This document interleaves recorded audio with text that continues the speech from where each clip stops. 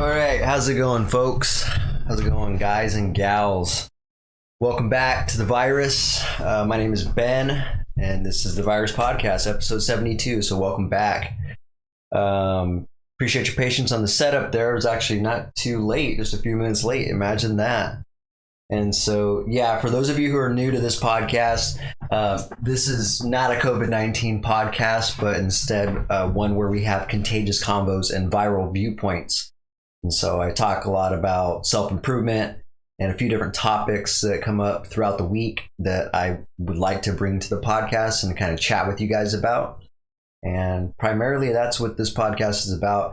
Lately, I've been kind of slowly converting this podcast into more of a 10x Cardone type geared podcast where, for lack of better words, I'm really just focused on the self-improvement because that's just kind of what I enjoy talking about the most, and then the other thing I like doing is talking a lot about, music, and I'll be using this podcast for, particularly interviewing musicians and things of that nature, because I enjoy doing that as well. But primarily, I'm going to start converting this podcast into, like I said, a self-improvement podcast. And so kind of keep your heads up for that.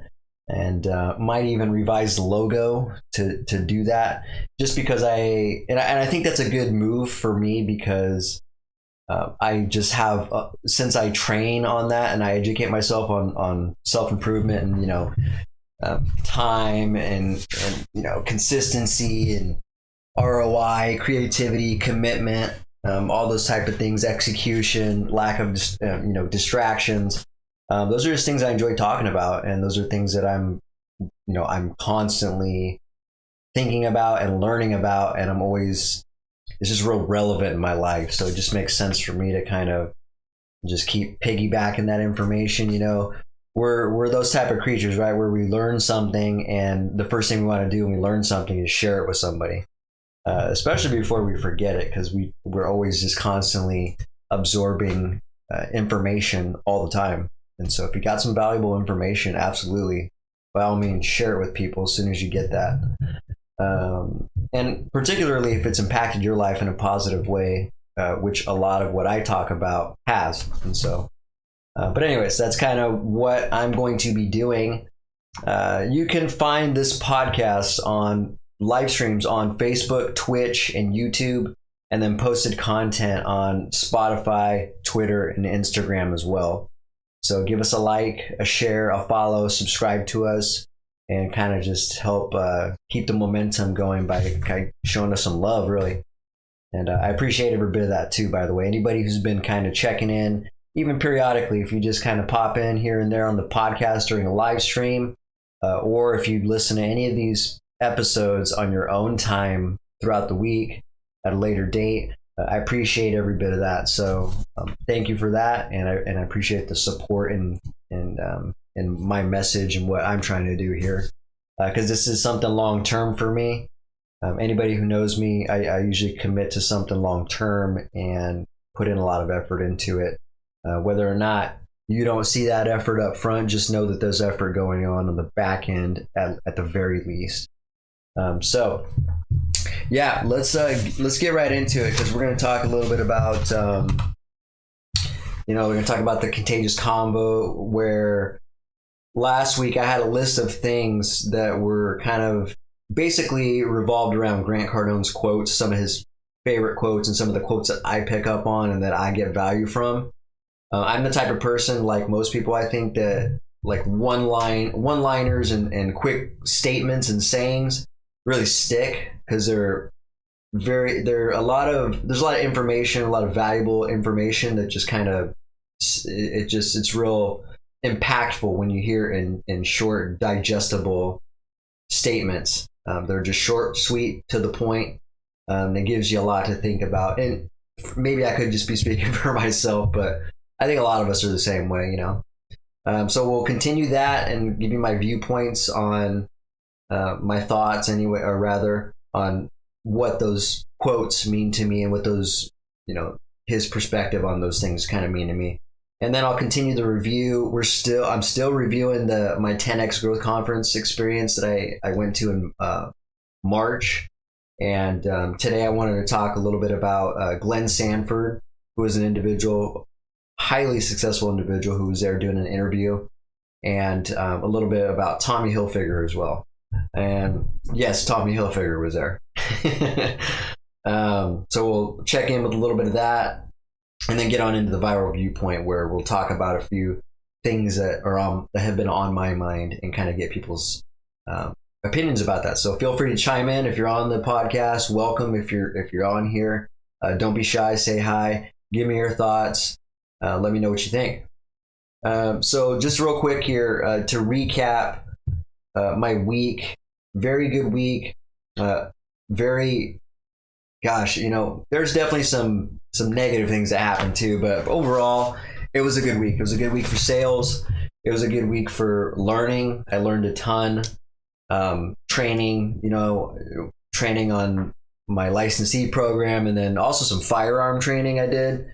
Got to shoot some larger pistols and kind of getting out into the range. And like I said, for those of you who don't know what I'm talking about, lately I've been kind of training on my firearm skills and how to, holster a weapon and draw it and try to get a 1 second draw, which is very hard for a newbie like me. This is all a new world I've stepped into, and so pretty excited about it. It's been a lot of fun. Been doing just the pistol firearm training, and it's been really fun. Just bought me a nice, I don't even know what you call them. I guess they look like a rifle, but they're not. They're just a larger pistol that can hold, has a larger magazine that can hold a lot more shots. But it's more of a 3-point contact pistol. So you got a stock on it, and you got a couple handles. And so starting to get real fun for me. Let's put it that way. I just bought me my first long, bigger pistol. I really don't know the term for it. That's how much of a newbie I am and naive to the firearm world I am. But real stoked on that. I'll get that gun in a couple weeks and then start testing that thing out.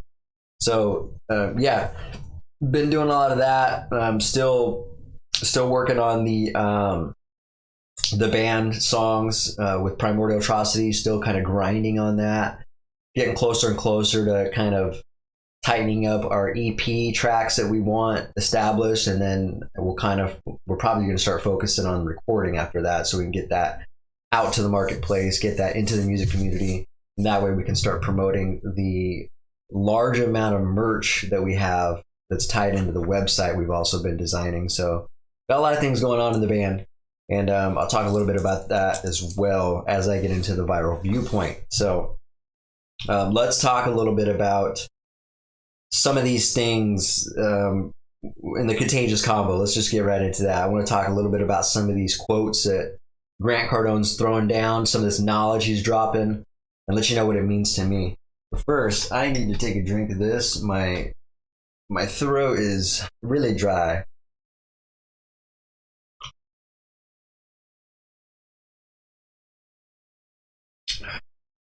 Oh, by the way, if it looks like I have bad posture today, it's because I do. I have a pinched nerve in my neck, and you guys know how that is when you got a pinched nerve. It feels like I'm leaning forward the whole time because it absolutely hurts to just sit straight up.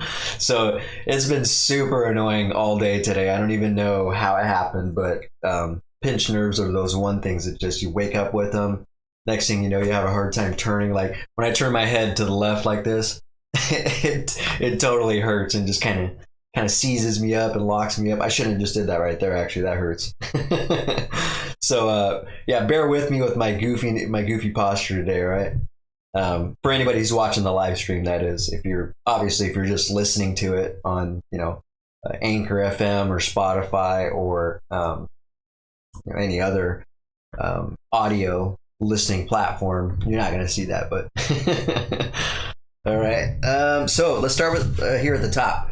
Some of these I recycled from last week because I just didn't have enough time, and there's just too much stuff here to squeeze in a 2-hour period. It's funny because a lot of people think 2 hours. There's a couple people that have made that comment when I let them know, like, hey, yeah, I do a 2-hour podcast every week. I've heard a couple people say like 2 hours is a bit much, and you'll be surprised how quick. I'm always surprised how quick 2 hours goes by, especially when I'm talking about some things that are, I don't know, valuable to me and have a lot of substance and are profound and thought provoking. I found that when I'm talking about stuff like that I'm really into, time just goes by. It's like, how can I relate that? You ever had a night where you're out with some friends and you're all just drinking, and you're all up late. Next thing you know, you guys are having these in-depth life talks. The drunk talk is what I call it. You guys might have heard of this before. But next thing you know, you're having these life talks and time just seems to fly, right? And next thing you know, the night's over. It's 2 or 3 o'clock in the morning. You're like, shit, I guess I should probably get to bed. That's kind of how this podcast is, right? I'll just start talking about this stuff. Next thing you know, it's 8:45 and I'm trying to wrap this up and try to taper it on down so I can stay within the 2 hour mark, so that I can still post it to Spotify. Because if you go over 2 hours, Spotify won't allow you to post that video to there. So I had to learn that the hard way. With a couple 2.5 hour episodes I did. One of them was with Wormhole, the band. If you guys remember that podcast, where I kind of botched the video on that, but we still powered through it and got the audio done on it. That was one of them. And then the other podcast was with Sam Haglin from No Living Witness. He was here and we were just having such a good time and talking about so much stuff. It went on for 2.5 hours, and unfortunately I couldn't post the whole episode. So I'm aware of these things now, and I do my best to make it, to where I can post this stuff. I want it to get out there. So anyways, let's start with the top here. So one of these statements is, where you lack creativity, you lack commitment. And it could be vice versa. Where you lack commitment, you're going to lack creativity. I'm not going to go through all these again. I'll just go through these one by one. So let's talk about this. Where you lack creativity, you lack commitment. This is so true. Some of these things I'll hear too. I'll hear Grant talk about these things, and it doesn't really. I'm not aware of these things really. But when you think about it, it makes complete sense. Anybody, because you think about it, things that you are really into, whether it's a new project you're starting, or it's a new relationship that you're getting into, right? Someone you're just dating for the first time and you guys are kind of really hitting it off. A new business that you're starting. All these things, all three of those things I've went through, and I've noticed that my creativity level is at it's peaking because I'm trying to think of all these things to keep me engaged, keep me motivated, and just make it not even keep me motivated or engaged. I am motivated and engaged when I'm committed to something. The creativity level just automatically kind of spikes, right? And so I've realized, especially after kind of training on some of this stuff and watching like the 3-day 10X boot camp that Grant Cardone puts on, you really need to do things to kind of re-engage your commitment, to get you recommitted on something. Because I noticed that the things diminish over time. And there's a lot of reasons for that. Distractions is definitely one of them. Just not seeing results. We're kind of impatient creatures. And so if we don't see immediate results and we don't get that instant gratification, we really like that instant gratification, but if we don't get it, we kind of start checking out a little bit. And I absolutely hate that about myself.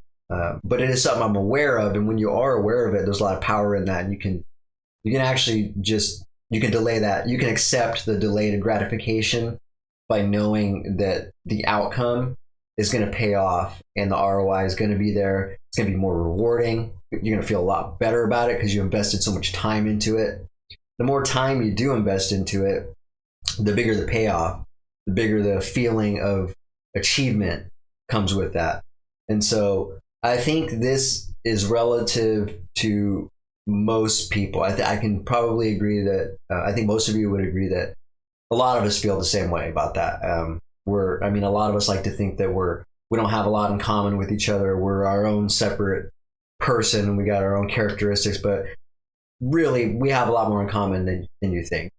And so when we're talking about a lack of commitment and a lack of creativity, they're one and the same. So if you are lacking creativity or just don't know how to get re-engaged with something, you don't know what to do, you don't know how to kind of rejuvenate that side of the project or whatever it is you're into, or the relationship you're into, any of those things, it's time to kind of pull back and reassess your commitment. Ask yourself, what is my level of commitment to this thing, to this project, to this business, to this relationship? And I think that's the starting point. Once you start there, you can honestly answer, and you can honestly answer that question. It's then that you can kind of recalibrate what your creativity, what you should be creative in, and you can kind of you'll start coming up with ideas. You know what I mean? Once you know you're committed at a high level to something, your creativity is going to start coming about. It's just a natural thing. You're just hyper focused on it. You're happy to do stuff because you're excited. It's exciting, and like I said, you do get those payoffs. But so I think it's really important not only readjusting and reacclimating yourself to what your commitment level is, but also acknowledging and accepting the fact that it's going to require some delayed gratification. It just is. And that's the hard part. That is the hard part. Trying to balance the delayed gratification with also being creative. That's the balance, and that's the key to actually getting results. Rather than just being busy, like I talked about last podcast, there's a difference between being busy and being productive. And I think we get those two kind of confused. A lot of us like to use that nice little saying of we're busy, and that word, like I said last podcast, that word just gets tossed around way too much, overused. It's not being applied in the proper sentences and statements that people make. Busy doesn't necessarily mean anything good. Productivity and results is what I care about, and really what most people care about. So yeah, that's something that really impacted me and stuck with me is where you lack creativity, you lack commitment. So I encourage people to kind of take a peek at that and ask yourself, how can I be creative? Am I being creative? What is my commitment level? And kind of start with that. The other thing I was going to talk to you guys about was let's talk about balance, actually, since I was just talking about balance. The other thing Cardone brought up to my attention, he talks about this a lot, actually, but I love hearing it over and over because it kind of just reintroduces it to my mindset. And that is, having balance in your life is poor advice. It's average advice. Most people, that statement usually comes from people who are satisfied, comfortable, mediocre. They're really complacent. And I know, this might come off as being harsh. And this is, I use myself as an example. So not only am I harsh with people sometimes, I'm very harsh with myself. I reality check myself so often that it's just normal for me. Like it's just part of being accountable. Being harsh with myself raises my accountability level, and it's fun for me. It's rewarding for me. It feels good to hold myself accountable, even for the things that aren't so fun to be accountable for. It's not always easy being accountable. Matter of fact, it's hard a lot of time. Most times. But there is a lot of growth in that. And so it feels really good to take accountability for something that's not so fun, not so nice, and then have people see that in you. And your confidence level is going to go up, and the people's confidence in you is going to raise as well. They're going to see what you're doing. They're like, there's just a lot of growth in that, and a lot of power and a lot of respect from other people that comes from that. I've done this, I've tried it, I see it, I do it every day. I literally have to do this almost every day. There's some form of accountability that I have to take every day in some form. And I can think already of a couple different things this last week that were big things, and they weren't fun. There were a couple big problems that were on the job, and they were, I could, if I want. There's two paths I can take with the accountability, and this is very relative with balance and that being poor advice. But there's two paths you can take. You can just be completely accountable and take, clarify with yourself, like, hey, I'm going to take accountability for this.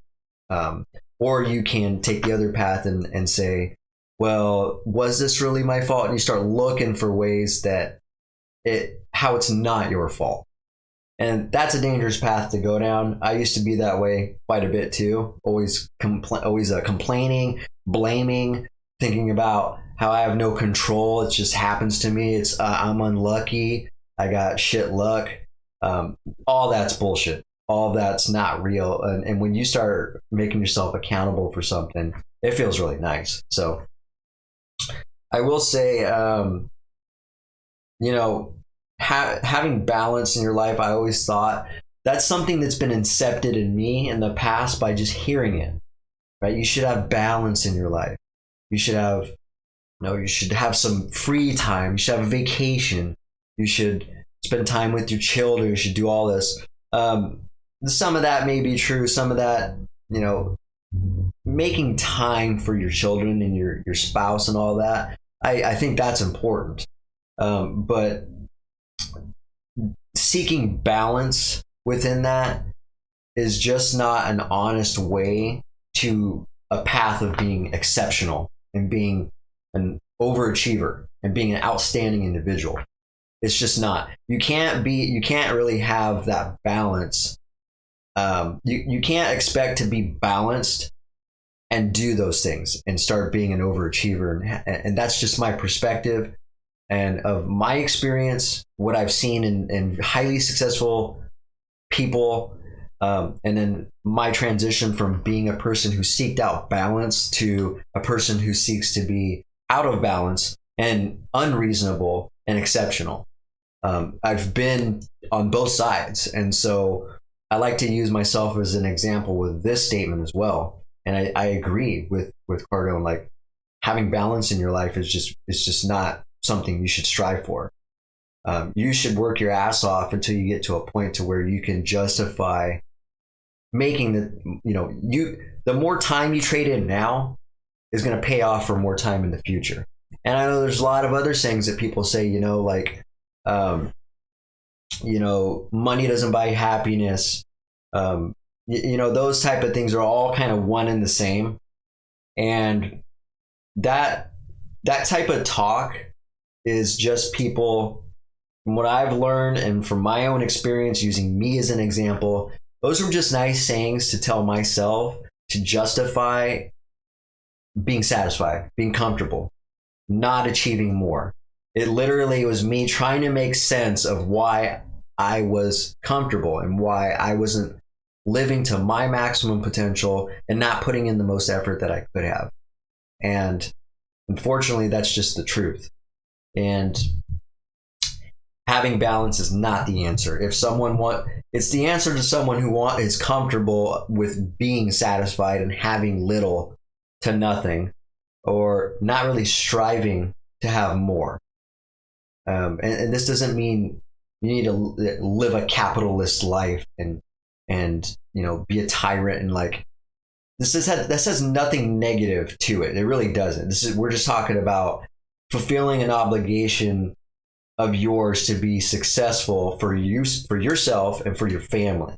And having balance is not going to do that. It's just not going to do that. You're going to have to be exceptional. You're going to have to overachieve and do all those things I talked about in order to provide massive amounts of results and productivity that's going to actually pay off, And again, this is just stuff I'm going to use myself as an example over and over again, but I lived myself.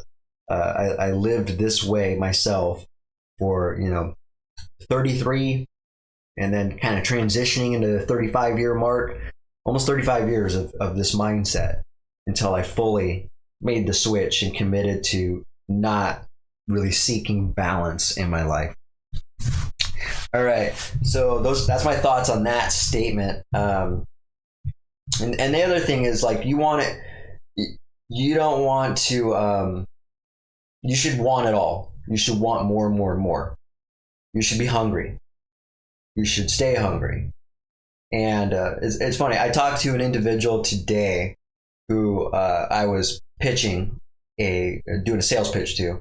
And, we're going over a project that he was doing. He's doing all kinds of shit. He's spending $250,000 in his backyard with a swimming pool, retractable awnings, a sunroom, a deck. And so talking to him about all this stuff and kind of getting to know him a little bit, he also had attended a ton of kind of like sales seminars and motivational seminars, from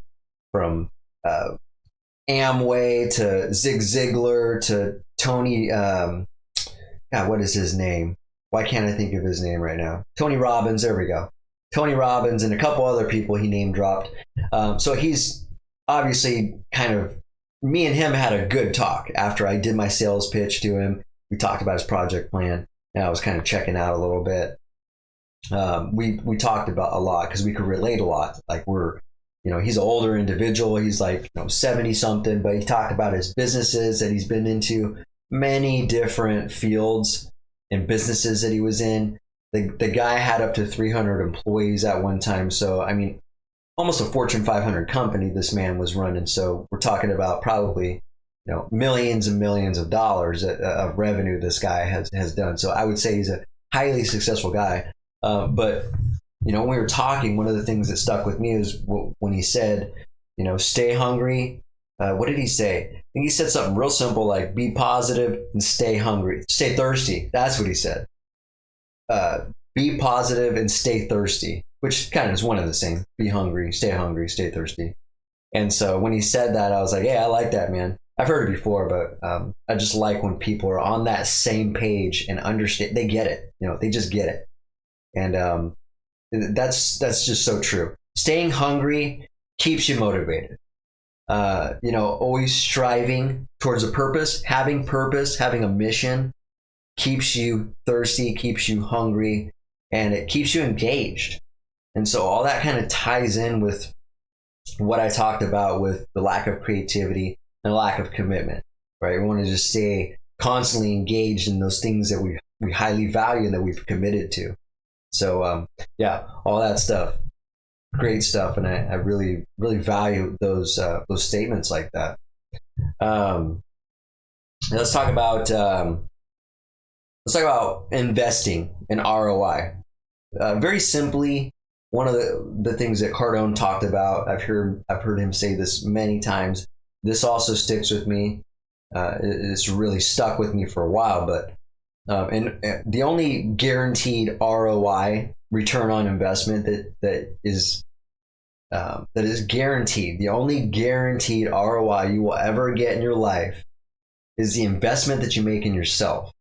And that's very important, because I think a lot of times we forget that, the knowledge that we have, the information, the skills that we have is more valuable than anything you could probably ever purchase, right? Sometimes we get caught up in this materialistic world, and we value items and products and things like that, tangible things, more than what we can actually, more than the knowledge we can actually harness, right? And actually help people with, potentially. Not only are you going to help yourself, but you can be a valuable asset to the people that you love and care about, friends, family, a community, whether it's, a group you're involved in, like me in the licensee program, a church you're involved in, anything, your employees. You can build a culture with some valuable knowledge. And I think we forget, when we talk about ROI, a lot of people relate ROI to money. They relate it to, what's my ROI? What's going to be the ROI on the advertising that I spend this money on? What kind of ROI are we going to get on? What am I going to get out of it?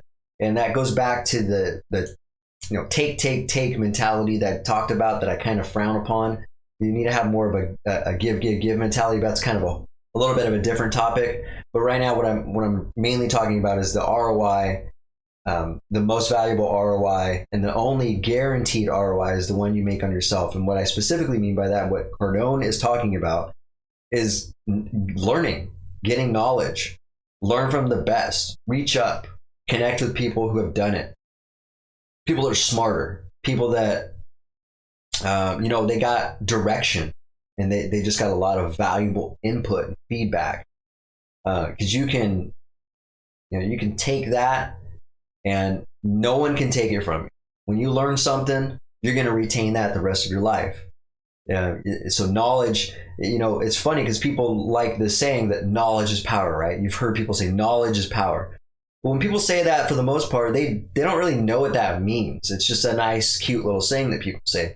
But what it really means is it is powerful, because if you're getting the right type of knowledge and you retain it, and it actually impacts you, and you utilize it in your life, you implement it in your daily routines, that's the type of return on investment that I'm talking about.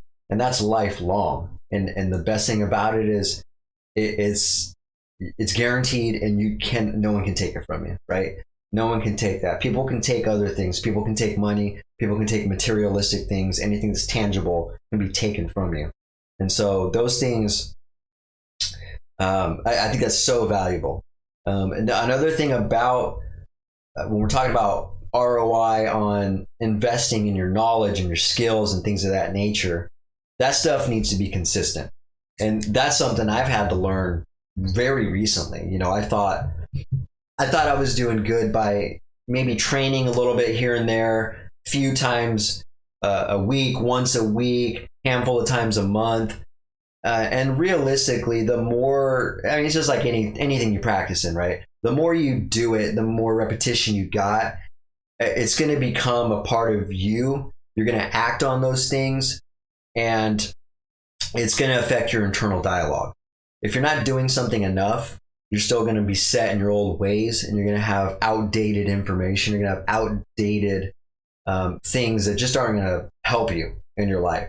And so not only should you focus on the guaranteed ROI on investing in yourself, particularly knowledge and skills, but you need to do it consistently, daily. You need to have a daily routine. And so that's something I've had to learn just in the last few months. I learned stuff here and there, but it's only really in the last few months that I've been doing daily training every single day. And it's really paid off. I can see actually a dramatic difference in my mindset and my focus, where my attention needs to be. And so that is just something that's been so enlightening to me. I thought I was doing good, and I just don't know. I just didn't know any better. And so those are the type of things, and using, just to give you an example, when I'm talking about investing in yourself, one of the things that I hadn't done and I should have been doing, which I'm going to start doing every single day now. It's so simple too. It's one of the easiest things you can do. So this is something that Grant Cardone does every day. And I thought it was kind of silly of me to not have done it, because you should be doing what your mentor is doing all through and through. Like whatever they have been doing to be successful, if they're at a place where you want to be, you should be following them. You should model, mimic, and master them, in the great words of Brandon Dawson. You need to really just follow exactly everything that's worked for them, so you can start doing that in your own life. But one of the things he did, and I did it in his 10X planner that I got. I bought this months ago. It's just been sitting blank on my table for a while, so I feel like an idiot right now. But it's really laid out the way that he used to write his days out. And the thing I like about it is it's a little bit different. So it's a daily planner, but what it is on the left side here, it's got a breakdown of 3 hour time increments. from 6 to 9, 9 to 12, 12 to 3, 3 to 6, 3 to 9, 9 p.m. till you go to bed. And I like that because let's see, where's an example of my, so my checklists are not that, well, that is my checklist actually. That's what my checklist looks like. And so it's not broken down in times. It's just this list of shit to do. And although I start from the top and I start working my way down, I sometimes skip around and there's just no direction. And so I just do my best to just try to knock out all these things. And I think by breaking it down into actual increments of time, whether or not it's, sorry, let me reset this computer here. There we go.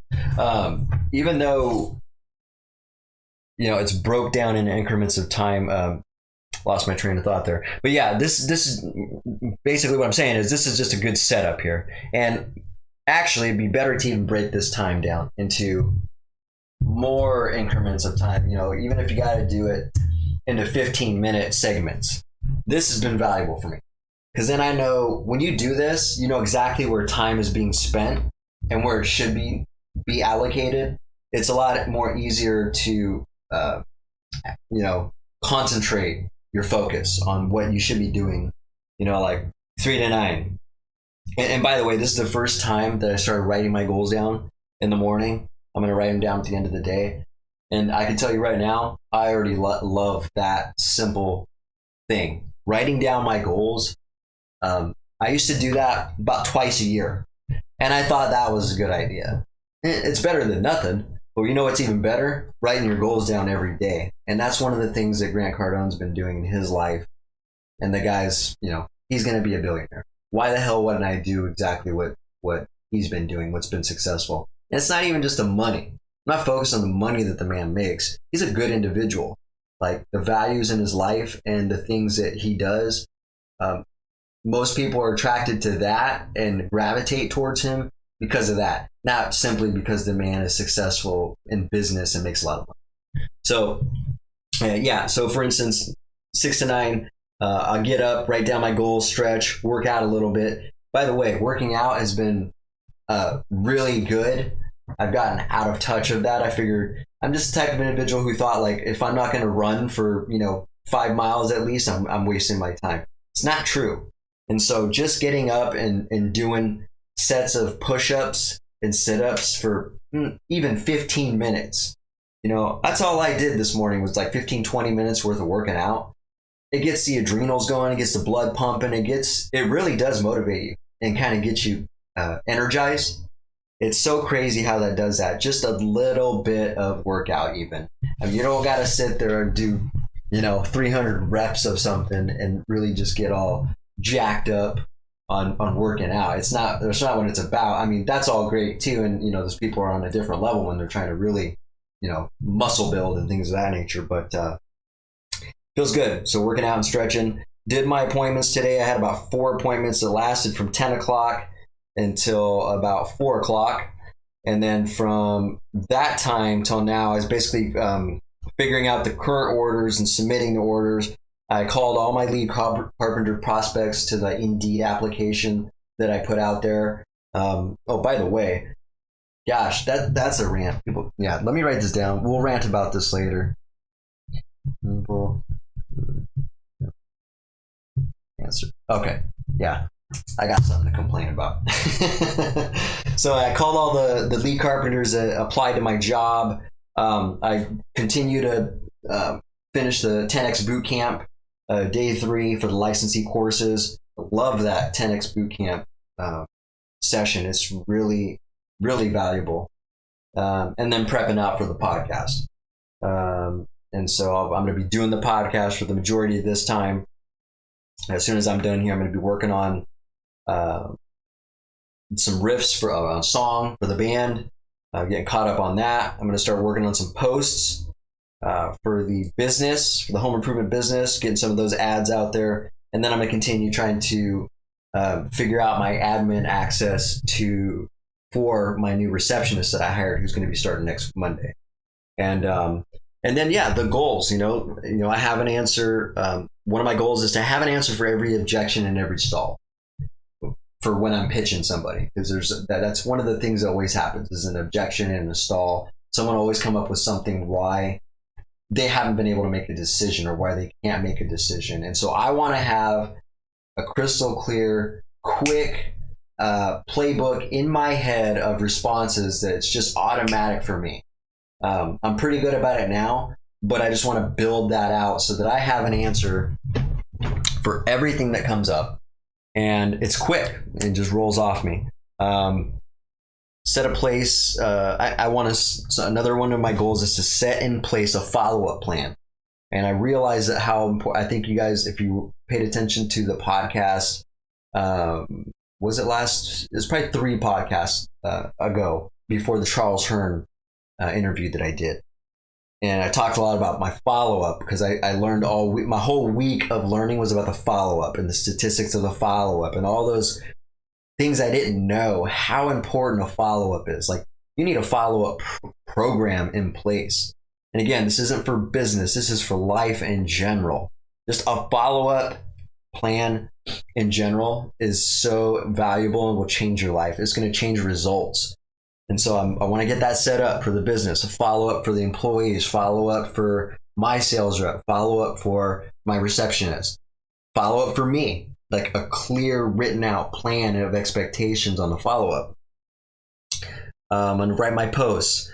I'm going to continue the licensee training courses. I'm going to get a checklist going for the receptionist. I'm going to write some scripts for her so she knows what to say when people call in and ask some questions. She has some answers. She's got a playbook. I'm going to learn, keep learning the rest of the song that I'm working on. And then we can focus on the recording after that, which is kind of a long-term goal. My quote of the day there's a section that says quote of the day. This quote of the day, I don't know if anybody said this, I just made this up. Make hard decisions and never be satisfied. So that was my quote for the day. Targets was to get all updates and orders put in, have substantial content for the podcast, which I think I do. Work on the song 2 structure again, and finish day 3 10x bootcamp course, which I'm almost have. I think there's half hour left, and then finish the admin for the receptionist, write her scripts, and admin setup. My successes were for the day so far. I mean, I'll still fill this out at the end of the day, but so far I completed 4 sales appointments today. I set them up for. I set the 2 that I didn't close for the follow-up. And so just 2 appointments that I did today, I sold for $33,000. I could have did better though.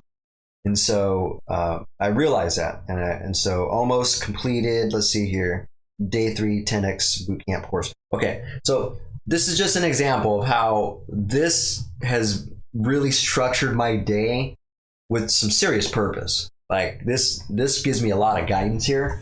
And the more important thing that I started utilizing was the goal setting. And the fact that I'm writing the goals down every day and every night is going to really help me. And I can see how that actually helped Grant Cardone and how that helps the people that, because he has every employee that works for him do the same thing. They have to write their goals down. And I appreciate that. I think that's a fantastic idea. And I can see why that's so valuable. It keeps it on the forefront of your mind. It keeps your mission and purpose right in front of you. That way, you know, when you're doing things throughout the day, why you're doing it, what the payoff's going to be, what are you working toward? And I highly value that. So I might have gotten a little sidetracked, but I thought that was very important to show you guys that, one of the things that I've been doing, writing down goals is such a huge, underrated task. It's so valuable. It's the easiest thing to do. You sit down for 10 minutes, 15 minutes, and you think about what you value, what you want to do, how you want to get there, and you write it down, and you try to be as specific as possible, and you keep that on your mind. That way, when you're doing things throughout the day, you're thinking and you're gauging whether or not this activity that you're doing is helping you reach your goals that you wrote down that day. So I really dig it, and I'm going to keep doing it. So let's talk a little bit about Uh, let's talk about. Keep an eye on my time here. I can see that getting into this stuff just eats up the time. Okay. One thing that he said that has really caught my interest, and I always think about it since he's been talking about this, but the moment you make money more important than time, you make less money. And I thought that was interesting. I thought that was really interesting, actually. If you are so focused on the money, you are not going to get to the levels of achievement that you want to. You're gonna actually make less. And I can see exactly what he means by this too. I can see it in my own experiences in the past and how I operated it, and I can see it in the people that are around me now. People I know, people that work for me.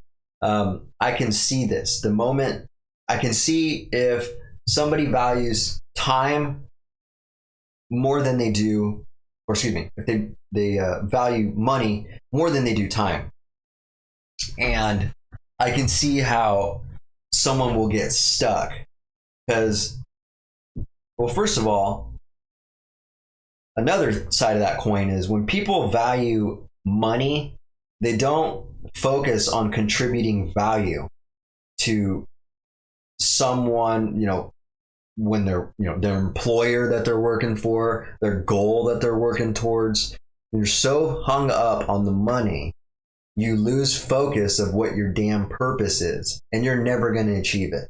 Money is not the deciding factor. Money is just a tool.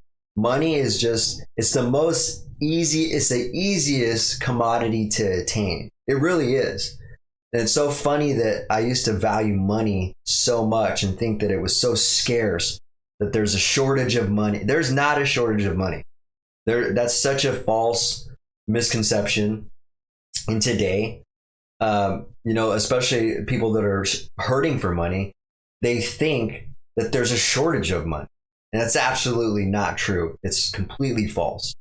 And so it's the value that you provide to the goal that you're striving for, or the person that you're involved with. Okay. And so that can apply to a lot of different things. And so when you realize money is literally just a tool, and you apply more time, but then utilize money to help propel your objectives, rather than part ways with your money and then always focus on the ROI. You're so scared to part ways with that money. You're so scared to invest money in yourself. You're so scared to spend money on the advertisement or spend money on a project because you want to know what you're going to get out of it. You want to know that you're going to make that money back. That's a dangerous path to go down. And again, I've been there, done that. And to be honest, I'll catch myself still doing that sometimes. Like I said before, I think on the last podcast, I reality check myself constantly, and I'll catch myself thinking in my old ineffective ways, my old mindset. But the nice thing about that is I acknowledge it, I catch it, and I'm like, what the hell am I thinking? Do not be thinking that way, man. It's like not like I'm crazy, but it's like two different people that's in my mind I'm working against. There's the old person that had the old mindset that got me nowhere, got me complacent and satisfied. And then there's a new mindset that's been going outside of my comfort zone, trying new things, taking risk. This person who I am now, this person's the person that's been growing and actually doing things and actually being productive and making some substantial results. And so I'll catch myself deviating and kind of dancing in this area, and I got to reality check myself. And so that's just one example of how I'll catch that and redirect. And that stuff's important too. But yeah, money, I think I was just talking to some of the bandmates about this, or no, not the bandmates, but well, they were there too, but a good friend who came to visit us, he said, he was talking about money along the lines of kind of what I was just saying, but then I kind of piggybacked off him and said, money is useless. This is not something I came up with. This is something Grant Cardone has said before, and it has stuck with me. because I totally get it and I understand it. But money is useless until it is used. Sitting money is completely useless. It took a long time for me to actually realize that. Well, it took my whole life, really. It's only the last couple of years that I learned that from GC. But it really is. Sitting money, saving money, it's a complete waste of time. That money needs to be put to work, and the money is not going to do anything for you until it is put to work. It needs to be applied to something, and you can't be so attached to it. You have to use it to create cash flow. So yes, you should be focused on a return, but you should just trust in the process. If you make a good educated decision on where that money is going to go, and it's a smart move, it will come back to you in some form or another. And it might not be an instant gratification thing. It might be a delayed gratification. An example of this is when I just started the business, my home improvement business. So part of building a business requires branding.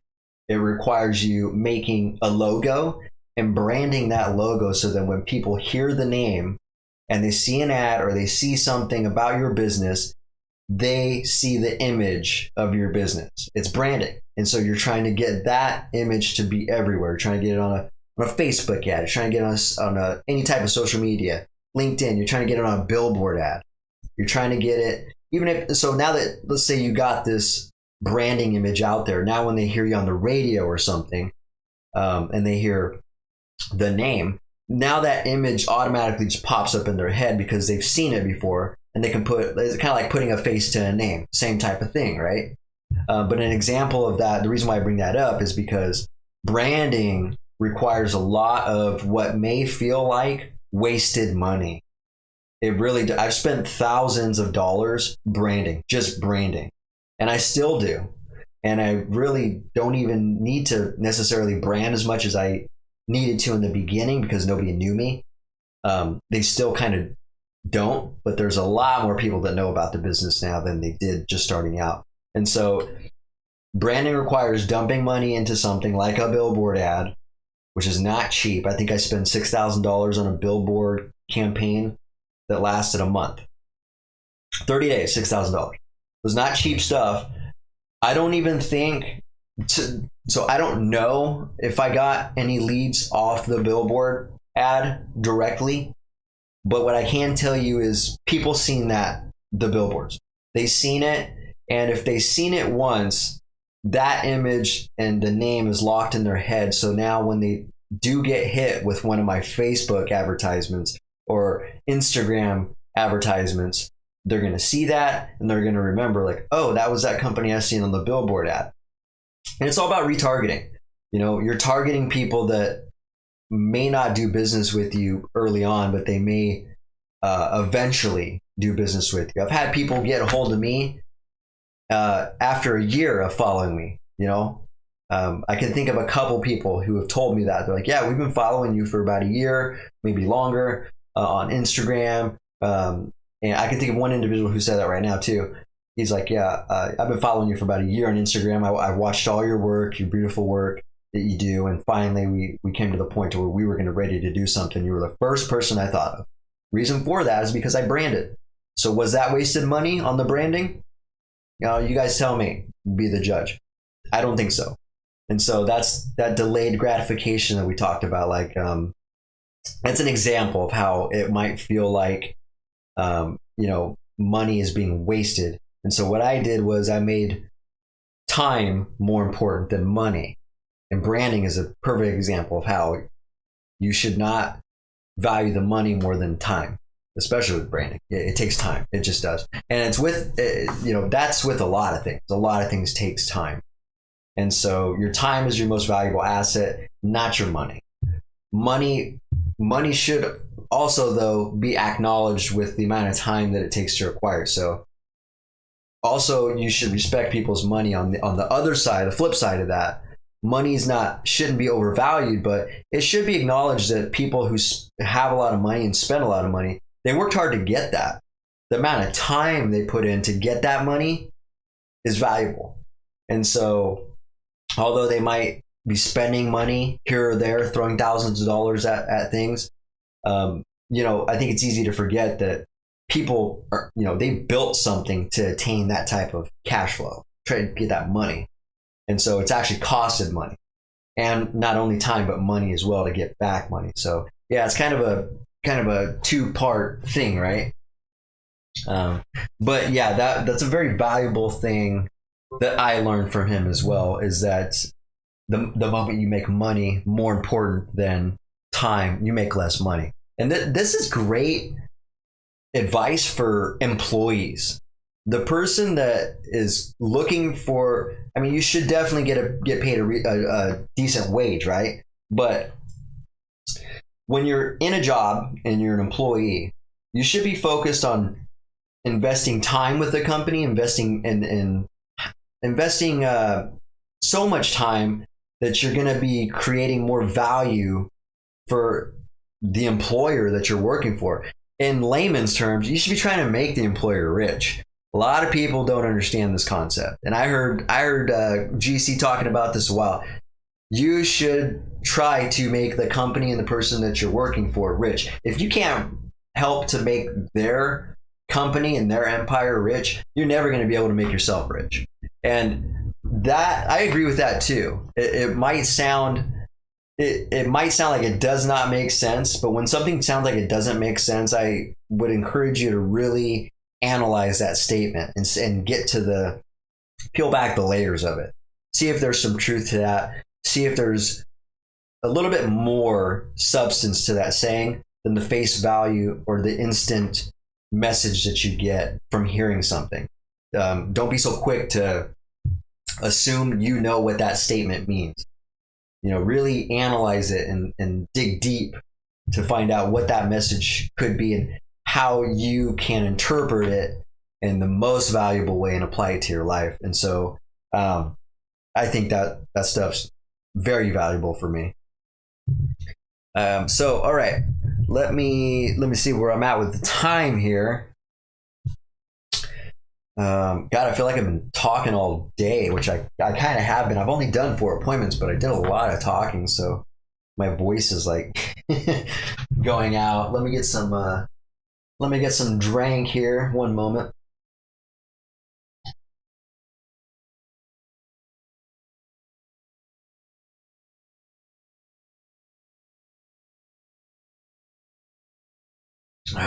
All right. Appreciate your patience, guys.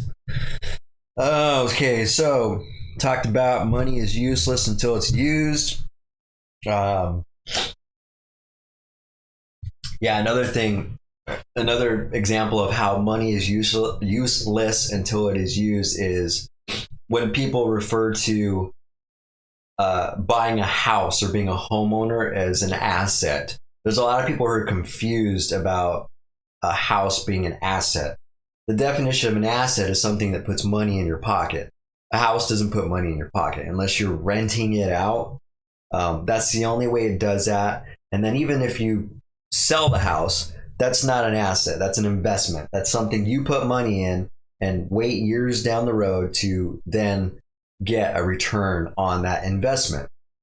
And usually it's not a huge investment. The amount of time, unless you're flipping homes, being a homeowner is not a very good investment. Even if, let's say, you buy a house for $200,000 and then the value goes up to $450,000 in about 10 or 12 year period, let's say. Obviously, time is a huge factor for this, but let's just say 12 years. All right. Or excuse me, 12 years. Let's say your house goes up $250,000, 12 years. That means you only made $20,000 a year. That's not a lot. The matter of fact, it's very little. And so that's an example of how that sitting money is not going to do you any good. That money could probably be better off used working for you, or actually investing it in an asset, a real asset that's going to be creating money, which is why eventually, I don't know how I'm going to do it or how I'm going to get started, but once I can kind of get through my licensee and kind of generate some clients and prospects to actually contribute some cash flow for the licensee program, and I can kind of scale up the home improvement business a little bit.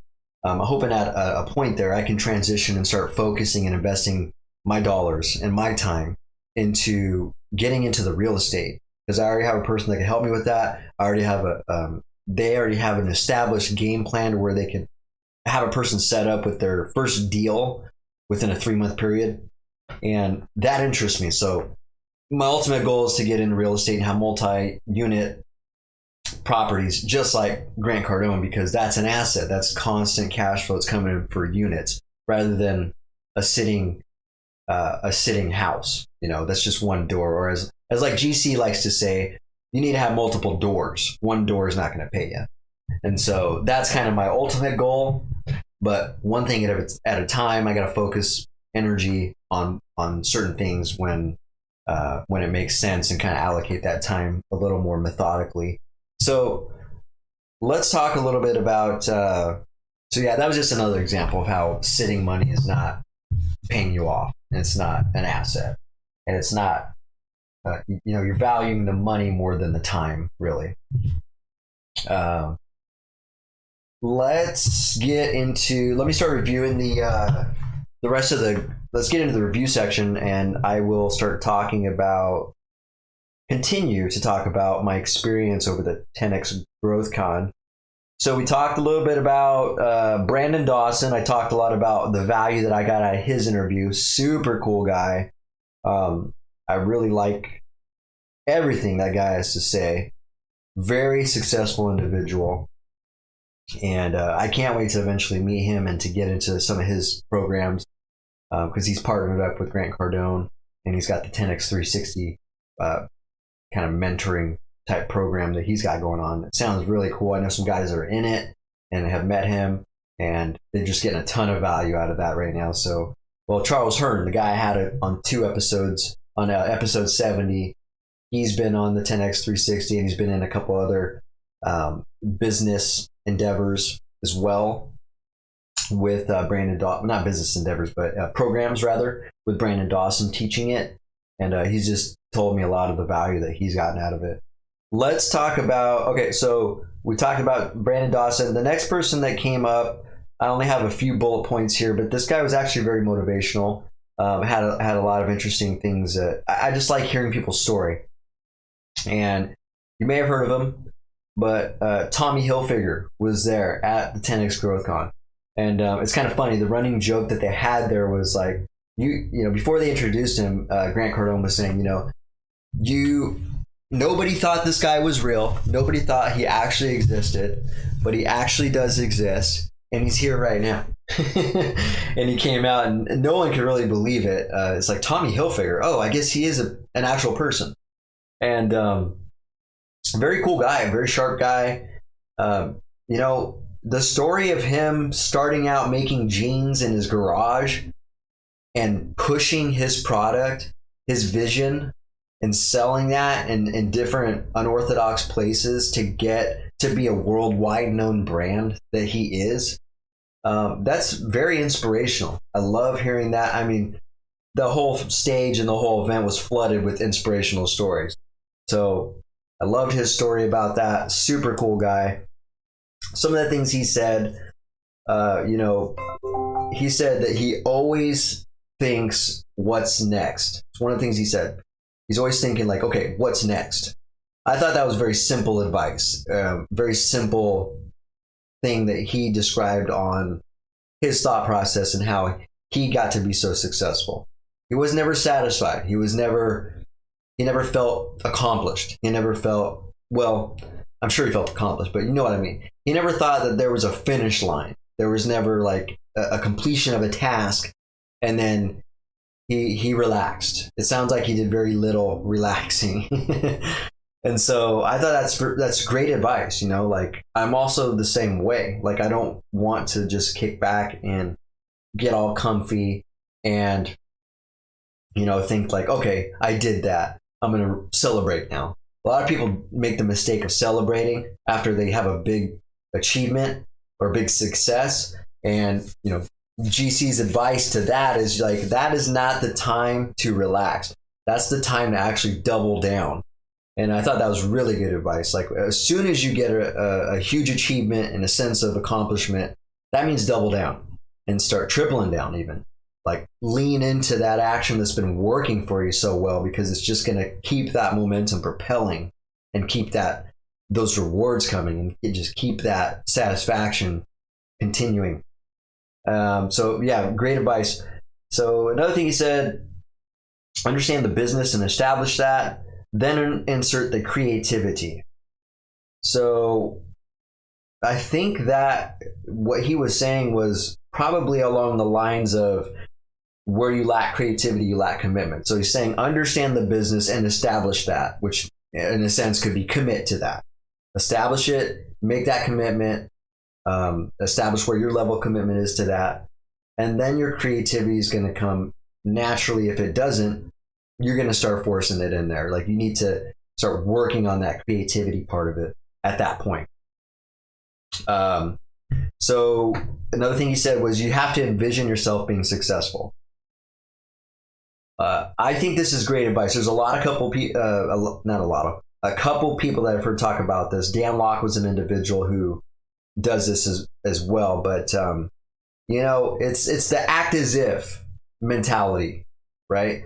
And the way you carry yourself, not to lie to yourself, but if you think that you have more potential and you can do more, then you need to carry yourself that way. That involves dressing up a little bit nicer. That involves doing things, that may feel a little bit out of your element. Do it. You need to get out of your element so that you can be in the element that you want to eventually be in. And I think that's really fantastic advice. I've heard people, I'll never forget this.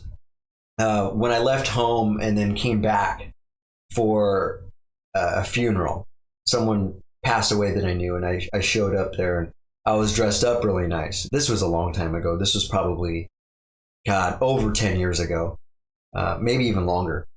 And when I went back to the funeral and I was dressed up in a suit, I've seen a lot of people I hadn't seen in years. And I'll never forget this. This one person that I used to know, who was a pretty cool individual. Her name was Kelly.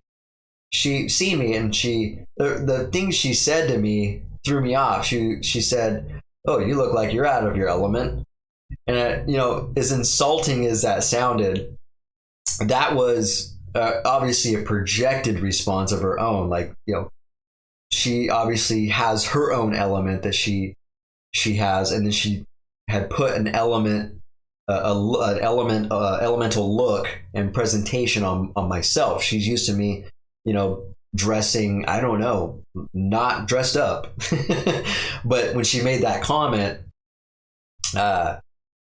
it was apparent to me that, like, she expected me to look different and to never ever be dressed up. And not only that, I was in an uncomfortable situation, is what she said. I didn't fit the profile, is kind of the statement she was making.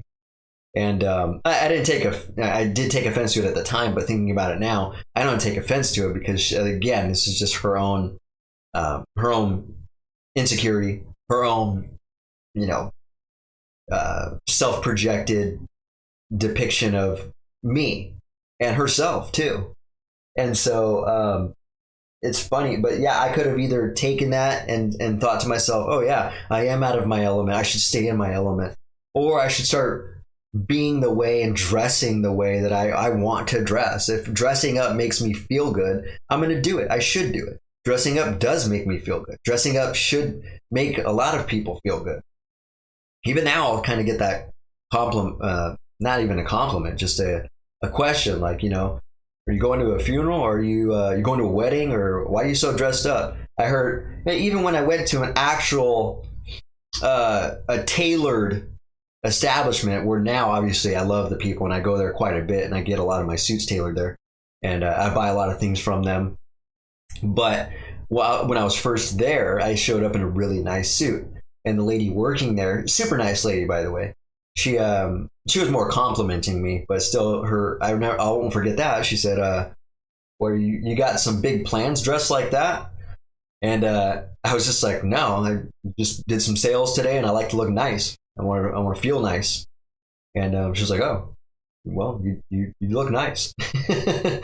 But yeah, you should dress the way you should have. You should envision yourself being successful, and if that requires dressing nice, using a different type of vocabulary, just expanding your horizon a little bit and implementing things that you're not normally used to, start doing that. Start having affirmations, start manifesting what you want to become, and you will become that. I talked about, what David Goggins talks a lot about this, and that's the internal dialogue you have with yourself. And Brandon Dawson talks about this too. I can't remember exactly how he says it, but he says, what you think is what you do is what you become, and what you become becomes your legacy. Same type of thing. All that is real relative thinking and the same type of talk. Everybody has their own way of saying it, but really there's a lot of truth to that. And so that plays a huge part in your internal dialogue, because it's so true. The way you think is the way you're going to actually act. And that's the way you're going to conduct yourself. That stuff's very important. So an example of that is, I talked about Dan Lok. Dan Lok told a story that I heard, I don't know, about a year ago on his Instagram story or something like that. And he talked about how before he was successful, he was driving like a mediocre Mazda 6 or a Mazda whatever. And he wanted to drive the new RX-8. And what he used to do was go to the car lot and test drive it. He would go in there and he would go to different car lots too. He would test drive this RX-8 and drive around in it and feel how good it is, knowing damn well he wasn't going to buy it then. He was just imagining putting himself literally, pardon the pun, in the driver's seat of where he wanted to be and what he wanted. He really wanted that car. And he knew that a level of success that he was going to reach is going to get him that car. And so he did that. And that's part of him envisioning being successful, envisioning him achieving his goal before he even achieved it. And so I think that's huge. There's a lot of power in that, because when you do that, you can feel like, oh, wow, this is nice. I want to feel this. I want to get to this finish line. I want this. And it's just like writing your goals down. If it's relevant, it's current, it's consistent, it's on the forefront of your mind, the actions that you take throughout the day are going to be highly focused towards that goal. And so I just think that's great. Real simple advice. So the last thing that I did write down that Tommy Hilfiger said was the biggest, someone asked him, what I think it was GC, he asked him, what was your biggest disappointment in life? His response to that was listening to others. I thought that was pretty good advice too, or pretty good insight into his experience as far as the biggest disappointment. It wasn't even, you can, when you ask somebody what was your biggest disappointment, it can literally, most times people are going to think about an actual thing that happened, right? An event, something that took place that felt like a huge failure. But I like where he went with this answer. He said his biggest disappointment was listening to others, because that could easily be a disappointment. I could relate to that. And I think a lot of people who are really focused on self-improvement and being better and growing and learning, they can really relate to that, because there's a ton of restriction. There's a ton of pullback from people. There's a lot of negative people, especially in your family and in your friends, in your close network, that will try to tie you down. And not even directly, they'll just with indirect incepting statements and negative remarks and things like that. It will just permeate, and next thing you know, you're starting to think that way, and you're starting to act that way. And so listening to others can definitely be a huge restriction for people. It's like shackles, it's chains, and then people don't even realize that until they break free from it, and they start really making some huge decisions and start going against the social norms of what people, do. Everybody likes to be common. Everybody likes to be relatable. Everybody likes to fit in. And I think a part of following your goals and really starting a new trend and starting a new culture and starting your own path is going to involve you breaking free from people. It's going to involve you disconnecting with some people and sacrificing some relationships.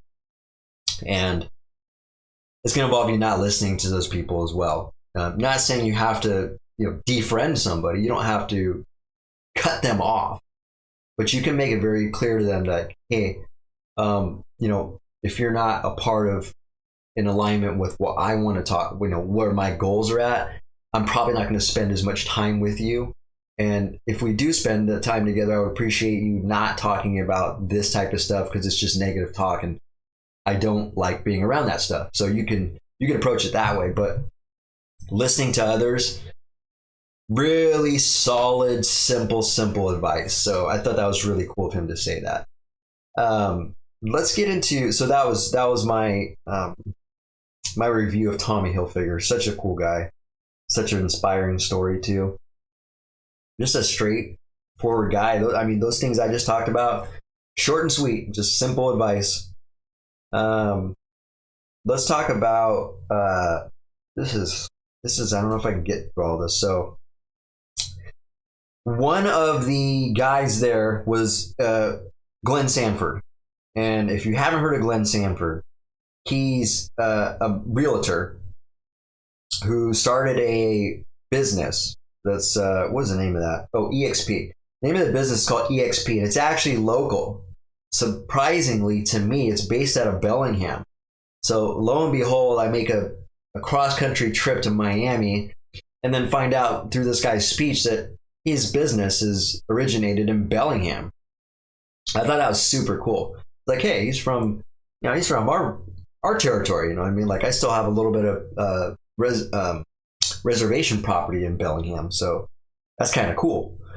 And this guy, you want to talk about inspiration? This guy is really inspirational. The types of the stuff that he's done and the massive amounts of scaling that he's done with his business is almost unimaginable.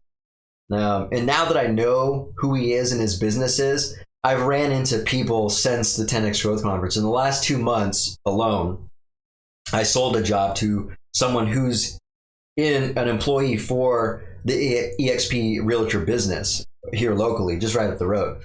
And I started talking to him about Grant Cardone because Glenn Sanford and Grant Cardone partnered up to do business together. I don't know exactly how they did it. I think it's to basically get some training for the sales realtors on the sales end of it. But yeah, they became business partners. And when I brought up that to, when the individual I sold the job through brought up EXP, I was like, I think I know, I heard the owner speaking at 10X and he started talking about it. He's like, yep, that's him, Glenn Sanford. And I started talking about Grant Cardone. He's like, yep, I've been seeing Grant Cardone all over the place in the business because he just became partners. So it's just a small world.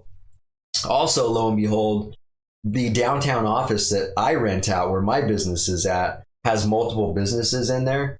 And one of the businesses, it's literally just kitty corner from my office, is an EXP realtor. And so I was like, this is really cool. It's such a small world because this is a massive business. We're not talking small numbers. Just to give you an idea, this man started this business with just a $150,000 loan and has scaled it to a $10 billion company. Like that's a massive growth scale. And for someone like him, I thought it was just very inspirational because hearing his story was super cool. But basically, he was working for a company doing realty. I think that's what you call it, right? Realty.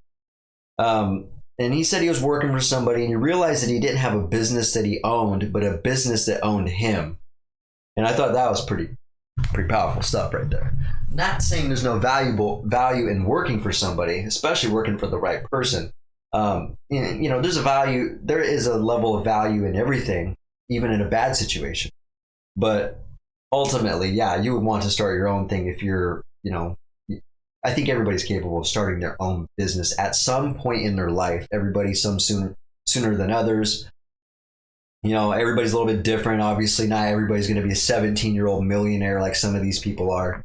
But I think everybody's capable of almost anything if they put the effort into it. Just, you know, not to sound cheesy or cliche, but you really can put in more effort than you think, and you can take yourself to limits you never even thought possible if you put in just massive amounts of energy into this. But he, you know, he created a virtual, I don't know if this is proper, but it created a virtual collision. But basically, he's got this platform that is next level. You can basically create an avatar, go into this place, and you got all these people kind of walking around, these little avatars, and you can communicate and chat with people, go into different offices and businesses, have conferences, go up to the receptionist desk. And these are all just real-time people that are controlling an avatar in a virtual world. And you can do business in this virtual world. So we're talking some next level shit here. I thought that was pretty cool, but that's the type of stuff that'll separate people, you know, the big time people from people who are operating in outdated ways. I thought that was cool. Couple of his sayings. He's got some really cool one-liners too. One of the things he says, if you're not growing, you're rotting. I love that simple statement. You've heard me talk about this before because I also learned it from David Goggins and Grant Cardone and many others. If you're not doing anything and you're just in a neutral spot, you are diminishing. There's no such thing as just being neutral and okay and comfortable and stagnant. You're going backwards or you're going forward. There is no in between. And so you might as well make that decision to move forward towards something that you're trying to do. Another thing he said, that if it's not broke, break it to scale. I like that too, because a lot of people operate within guidelines and what the standard is, what the status quo is. And if you can, you know, realize that it's going to take breaking outside of what is considered normal to actually make some serious results, you will in fact do that. And so break it to scale. Try new things. Try things that people think are just fucking crazy. Try things that people aren't doing. These are things I always look to do too. There's a lot of contractors that aren't doing the things that I do for my home improvement business. Like, you know, learning how to do Google algorithms and Google Analytics and advertising for the Google My Business and all those things. Not many, if at all, owners and business owners are doing that. They're going to hire somebody to do that, which I eventually do as well. But there was a point where I dove into that and I understood that. And so that's just an example. And then another example is like the EXP business. They created that virtual platform where people, I mean, that's just very, very cool. It's such a new experience that people won't forget, and it stands out. It really separates them from other people, other companies in that industry. Here's another thing he said. If you're going to spend hours on work, you might as well spend it on hours that will take you somewhere. Very valuable advice. Even if you are working for an employee or employer right now as an employee, you can spend your own hours after work or on your days off doing your own stuff and investing your own time into yourself and something that is going to take you somewhere, or something you want to get involved in, whether it's a hobby or a business that you wanted to start. Don't just focus all of your energy and hours into, you know, someone else's dream. I think it's important that you definitely work on, you know, like I said earlier, you know, you should be focused on trying to make your employer rich. Is, you know, one of those things that people don't probably agree with, but it's true. But you should also not make that your only focus. You should be investing in yourself as well.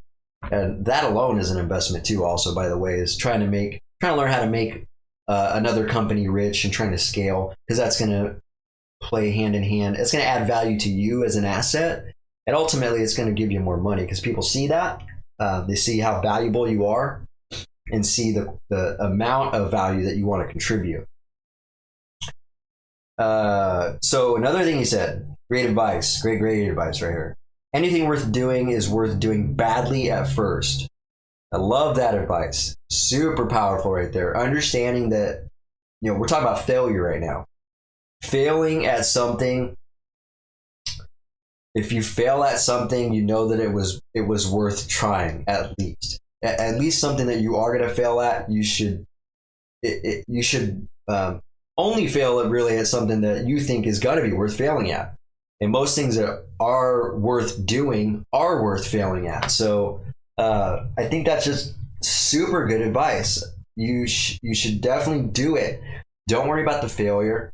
And if you do fail, if you do poorly at something, learn from it and analyze it and do it better and do it better and better and better. You might fail a few times at it, but if you are doing better and better at it as you continue, you're going to learn it. You're going to figure it out, and you're going to actually implement it the way you want to, and it's going to actually make a difference, and you're going to feel achieved. You're going to feel a lot better that you did it and that you did fail at it. More times than not, something that's really hard to do and something you're just not familiar with, and you're going into that unknown, you are going to do it very poorly. You're going to either fall flat on your face on it, or you're going to just do a poor job at it. And so that most times in my experience in my life, when that has happened, that's a clear sign that I'm actually on the right path. Like I'm like that. That's how I gauge. It's a good gauging experience. So you know where you're at. You know what needs to be done. Usually when you do something poorly, you're like, okay, now I know not to do that. Now I know I probably should have done this. Now I know what's possible. Now I know, it just opens up Pandora's box of possibilities at that point. And so there is a lot of power and motivation behind doing something badly. It's almost like you get to a point like me where I personally enjoy those failures. It hurts, trust me. It's painful. It's not easy, but there is a sense of enjoyment of doing poorly at something and failing at something, because I know where I'm at. I've gauged where I'm at. I know what needs to be done. I know where the effort needs to be focused on. And I almost certainly know I'm going to do a better job the next time. So it's weird. It's just the sting of the failures there, but there's a level of excitement that comes with that. I don't know how to explain it to you, but if you know what I'm talking about, then you can understand that. But that's kind of where I'm at in my life right now. I fail a lot. I still fail a lot. It's just life. And that's just part of growth. That's the thing. Like normally if you're failing a lot, that's usually a good sign that you're trying a lot of things, a lot of new things, and you're actually moving forward on something. It's definitely a clear indication that you're not sitting still and slowly falling behind on and just, going backwards in life in general. Okay, the last thing that he said was, this is really good. I think a lot of people need to hear this more often. He was asked quantity over quality or quality over quantity. Now, if you've ever been asked this question, or if you've heard someone else been asked this question, what's your first thought? Maybe people usually think quality over quantity, right? There was a time where I thought that too. Even early on in my business, I used to think that quite a bit. Well, his answer to that was quantity over quality. You should be focused on quantity over quality. And then you can incorporate, once quantity is established, then you can incorporate quality as you build it. And I think that's very good advice, because I'm almost certain there's a lot of people, especially early business owners, where they think quality should be the primary focus. But that's not the problem. Quality is the easy thing to fix. Quantity is what takes the most work and the most time. When we're talking about like a business, driving leads, lead generation, conversion rates, those type of things.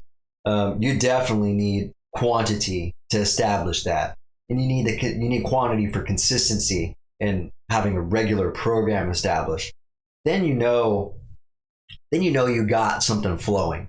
Then you can really put your energy and your focus into the type of quality that you want, and you can really start doing that quality control after you've established mass amounts of quantity. And quantity takes regular upkeep. Well, so does quantity. Really, both of them do. And so I really tend to agree with that advice. I think it's valuable advice.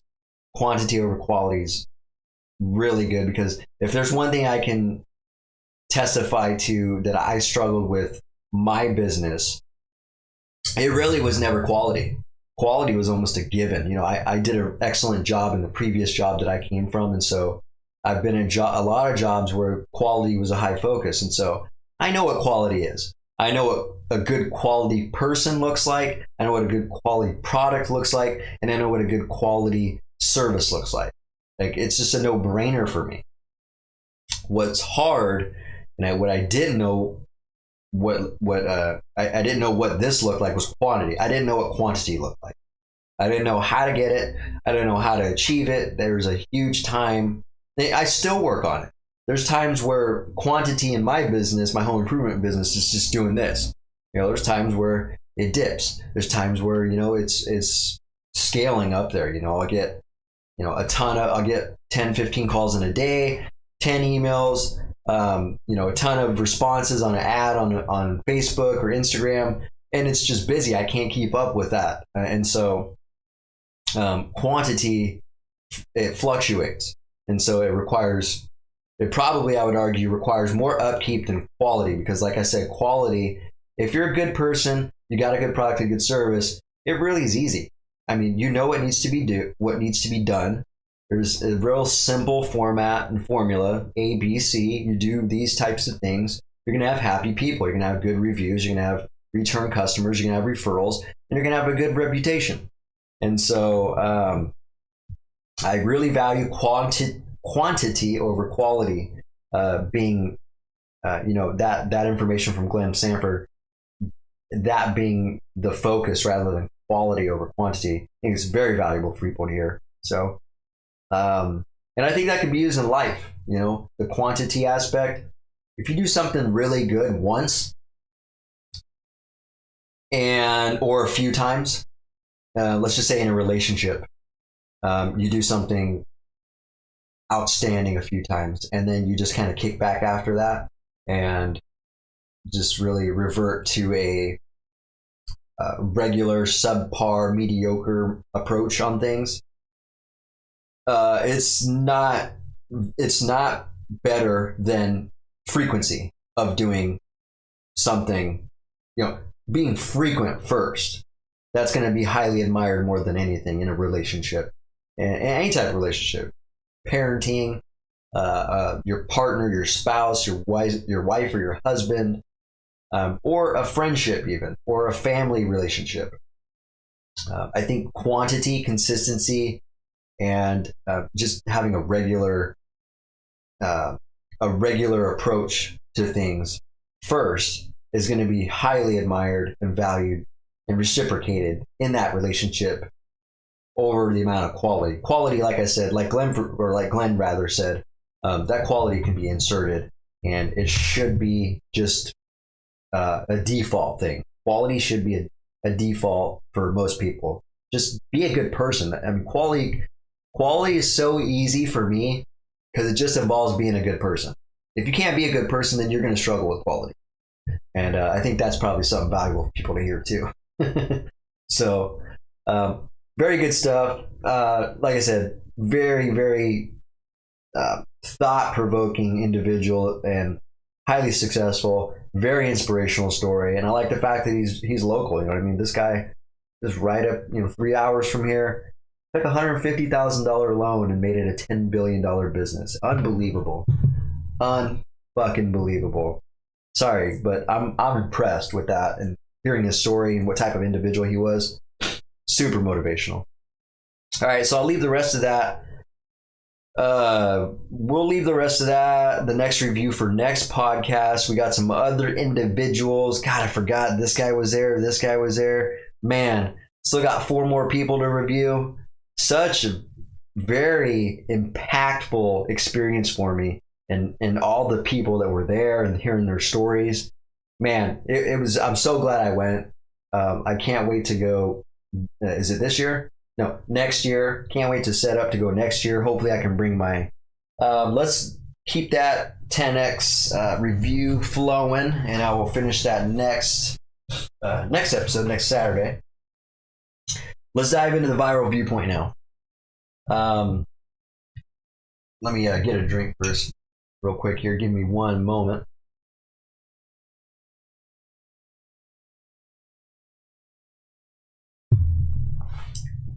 All right.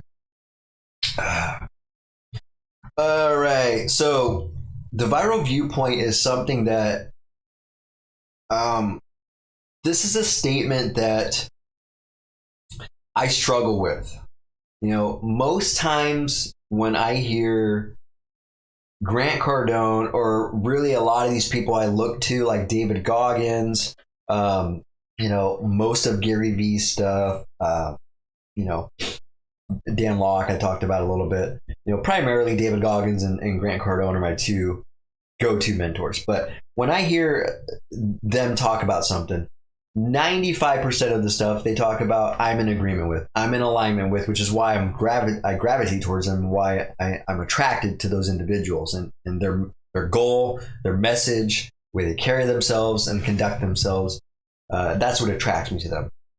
This one statement I struggle with because I don't know how to implement it into my life without making the sacrifices that I'm not willing to make yet.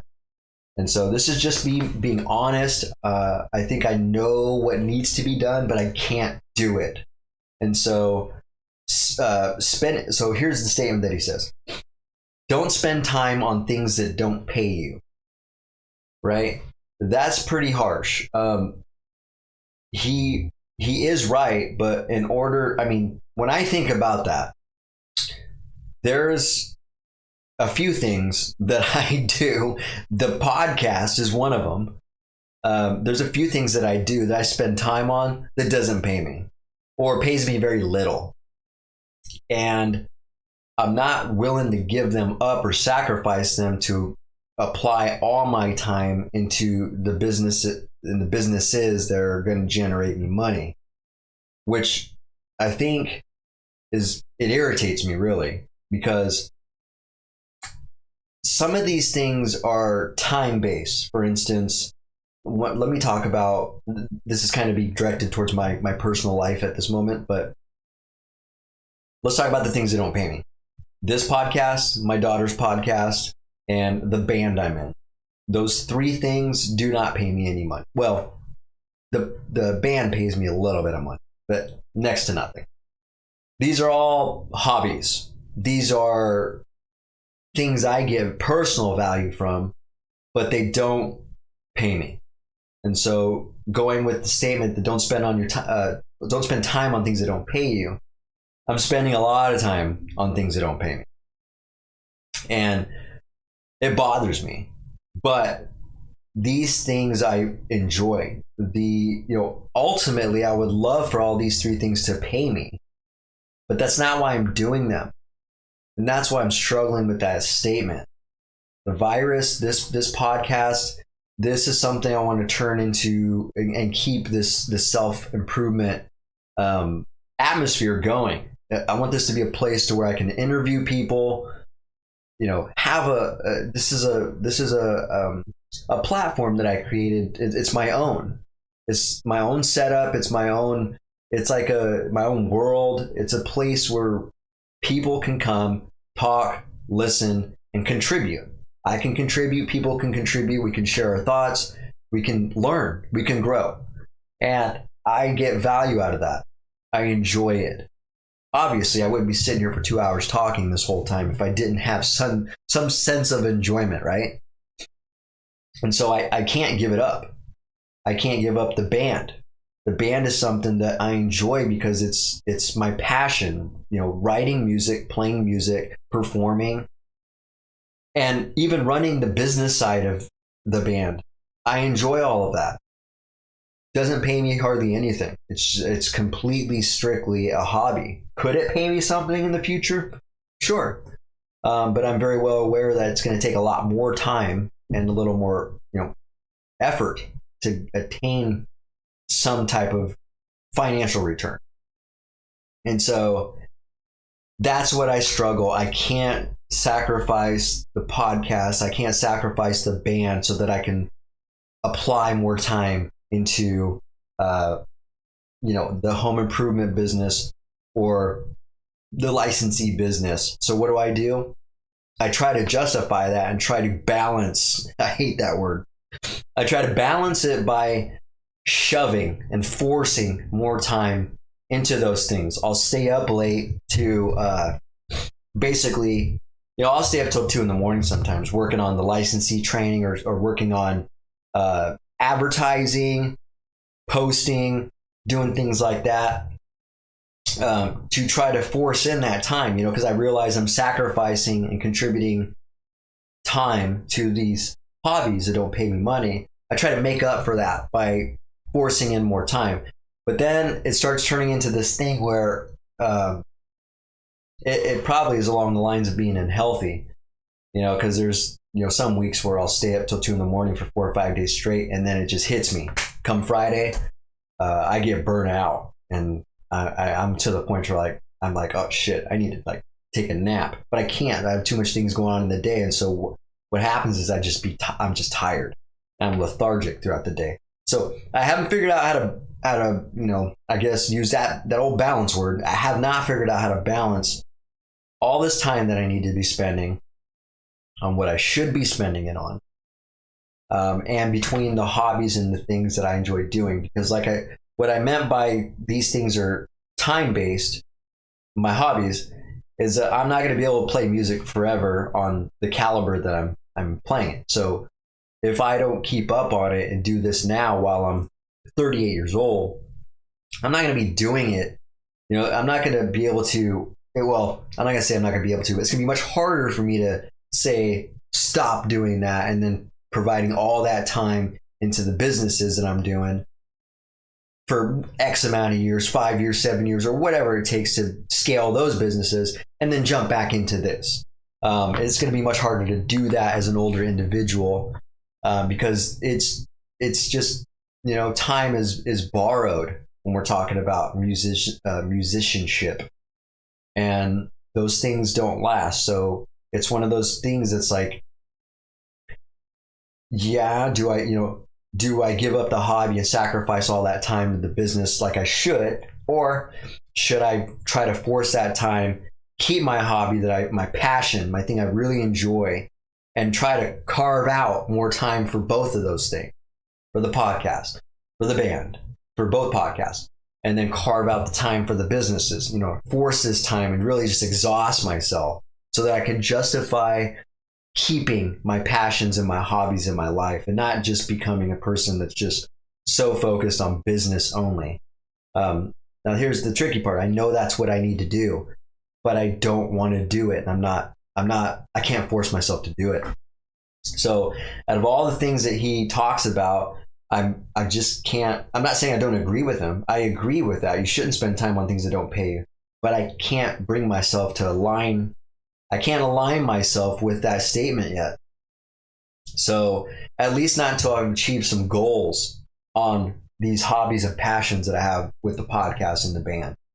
I've already got so much time invested into it. I need to be hitting some goals. I need to hit some marks. And I still got years to put in on that. And so I need to just figure out how to balance all this stuff rather than making the sacrifices that probably need to happen. And so I'm just kind of venting really at this point. That's my struggle, right? That's one of my struggles is how to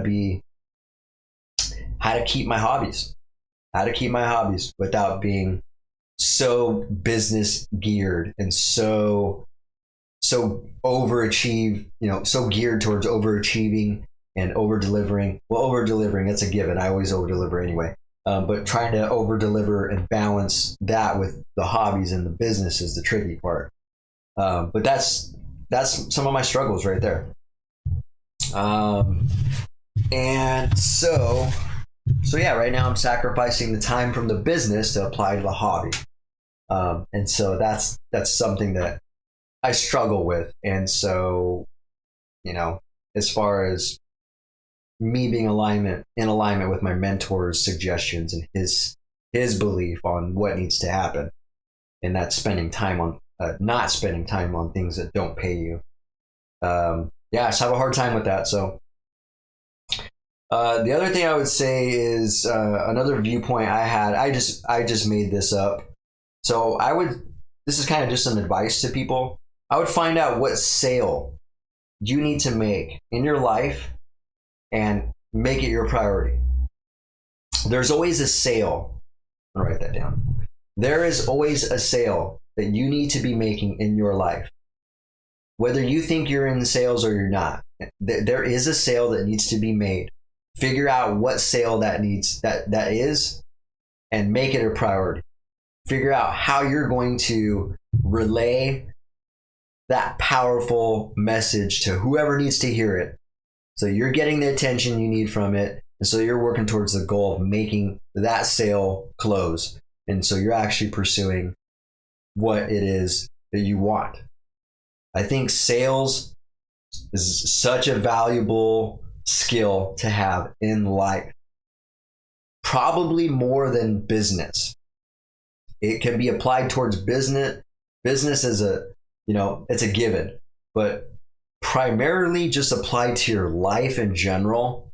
Having the ability to sell somebody on an idea, on a product or a service is key to taking the next step, to getting what you want, to putting yourself out there, putting your message out there, letting people know what you're about, what you want to be about. I think that's so important. I think it's so important. I haven't even realized that until the last couple of years, but the more I think about that, the type of sales that I learned from different companies growing up, when I did telemarketing, when I did Cutco sales, when I think about those types of sales programs, those are weak. Those are completely weak. They should have been teaching people how to sell their self, not just a product. Sell their self. They needed to come up with some solidified sales strategies that are going to help a person in their everyday life. And so this is some of the things that I always study on. And this is also something I teach to my daughter every day. Think about that sale that needs to be made and, execute on it. Who needs to hear it? Who needs to hear what you want to do, what your goals are, what you need to happen to get to those goals, and deliver that message to them. Like, sell yourself. I think that's very, very important. So that's just a bit of my own advice, and something I've had. It's not even advice, really. I mean, it is advice, but it's my own advice, really. A lot of this stuff I talk about isn't really for people. A lot of this is for myself. This is all stuff that I consume on the daily. This is stuff that I talk about so that it's relevant and it's current in my life, and so that I'm operating that way. So I'm manifesting this. This is stuff that I utilize in my life so that it's going to change my life, and I'm going to eventually act on these affirmations and be that person, put myself in the element that I'm creating, like I was talking about earlier. So yeah, good stuff. It's funny because I relate that to like when Grant Cardone talked about the 10X rule book, right? The book that kind of changed it all for me and changed it all for a lot of people. He talks about that book when he wrote it. He didn't write it for anybody else. That book was written for him. That was for him to reflect and realize those things that he needed to focus on, what he knew to be true, what he knew needed to happen to attain massive levels of success through massive levels of action. And so same type of thing. The reason I talk about this stuff and bring it to the podcast is just mainly to help me out And if I can contribute to anybody else just listening to this, if I can just incept somebody by getting them to think of their own life a little bit differently, by using my own experience as an example, that is just a byproduct and such a positive side effect of me, learning this stuff. So I think it's just really cool in general. Such a cool experience to go through. All right, so let's get into, so that's really it. That's it for the viral viewpoint. Let's get into my quick rant. We'll get into the quick question of the day, and we'll taper it off and wrap it up for episode 72. So one thing I'm going to talk about is, I had other, first of all, I can totally complain about this freaking pinched nerve in my neck. Oh my God, this is really bothering me. I hope I wake up tomorrow and it's gone. You know how pinched nerves just linger? Oh God, I hate that, where they just last a week. I hope this isn't one of those pinched nerves that lasts for a week, because this is so uncomfortable. It's just this knot in the back of my neck, and I can't turn my head. I can't lean back. I'll forget about it and make a turn on my head, and it'll seize me up and just kind of stall me and like, oh. So yeah, not comfortable. You guys know what I'm talking about. Pinched nerves, not fun, especially in your neck. So that's not what I was going to complain about, though. What I really wanted to rant about was people who don't answer their phone. Oh my God, don't get me started. People, answer your fucking phone. We have a phone for communication, so people call you, and especially if they leave you a voicemail, call them back. For God's sakes, call them back. This is why we've established this form of communication, so that we can talk to people. Now, the reason I'm bitching about this is because it just dumbfounds me, the amount of people that don't answer their phone, that submit for an application for a job that I posted online. Right? So I posted a job online for a lead carpenter, because we're trying to fill some positions. And I'm gonna also post an ad for a sales rep, because I need another sales rep, because we're growing, we're scaling. I need the help. And I posted an ad for a lead carpenter. I probably got 11 different applications submitted to this ad. I shit you not, I don't even think 2 people answered the phone. I think 1 person out of 11 people answered the phone. No one else answered the phone. I called every single one of them. That is crazy. I mean, and I left a voicemail on every single call, by the way. Still, no call back. Within the last few days, I've left voicemails and have still not gotten a call back. Some people's voicemail, oh God, don't get me started on this shit. I think this was a rant in itself on one podcast many episodes back. But having a voicemail that's a voicemail box that's full, so that nobody can leave a voicemail, there's nothing more annoying than that. First of all, not answering your phone call is super fucking annoying. Not having a empty voicemail box so somebody can leave you a voicemail is even more annoying. Well, you know what's even more annoying than that? When they don't answer your phone call, you can't leave them a voicemail, and then they follow up with a text saying, text me or something, can't answer my phone, text me. That's the biggest load of bullshit of the worst communication I've ever had to experience. If you can text somebody, you can answer the phone. Plain and simple. I mean, we're in a society now where people have just forgot how to communicate. They're scared to communicate. They're so passive. They don't know how to answer a damn phone. So again, if you submit an application, chances are someone's going to call you. Answer the phone. Have the phone ready. Be ready to answer the phone. It just makes sense, right? So yeah, I could go on and on about this. It really bothers me. I can't stand, I mean, for someone like me who follows up with somebody on, very frequently, very prompt and very regularly, it's super frustrating for me. It's a waste of my time. And so I want people to get back to me, even if they got to call me back and give me some bad news. Can't even speak right now. I'm flustered. So, but yeah, that's the type of shit I got to deal with. Sometimes it's one of those not so fun things when you're seeking out when you're recruiting people and you're seeking out team members to add to the business. That's why I hired my receptionist, because I irritate myself when someone calls my business and I can't even answer it on the first ring. I hired somebody specifically for this reason. Her primary goal and duty and obligation on the checklist of things to do is to answer that phone on the first ring. I want that phone to be sitting just like my phone is right next to her. When that phone rings the first time, I want her to answer it before it even stops ringing the first time. That's how dedicated and how hyper anal I am about speed and efficiency on communication. That's how I want my business to be ran. That's how I expect people to also, I don't expect people to answer on the first ring, obviously, because I think that's asking too much from an average person.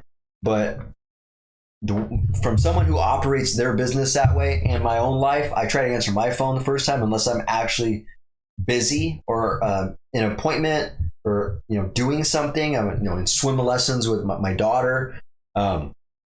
I still get irritated that I can't answer the phone because I want to be that person that just answers it immediately, comes with some answers immediately, and just provides that value really quick. So yeah, that's all I'm saying. People, answer your phone. All right, we got a phone for a reason. So that's it. Let me taper off into the quick question before I go over the 2-hour mark here. Hopefully you guys know what I'm talking about. If not, you will. If that doesn't bother you, maybe it doesn't bother people as much as it bothers me. But like I said, that frustrates me and it's just pretty fucking irritating. So, quick question though. What is one thing, I talked about spending time on things that don't pay you. What is one thing that let me rephrase that. What is one thing that you spend time on that doesn't pay you? Right? I talked about the things that don't pay me that I spend time on. I want to ask that question for anybody who watches this episode or is watching it live streaming right now. What is one thing you spend time on that does not pay you?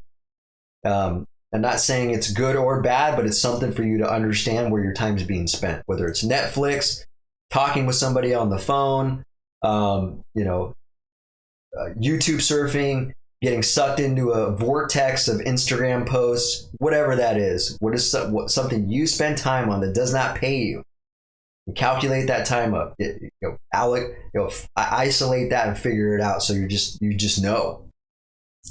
Now, my follow-up question is, what should you and what will you spend time on?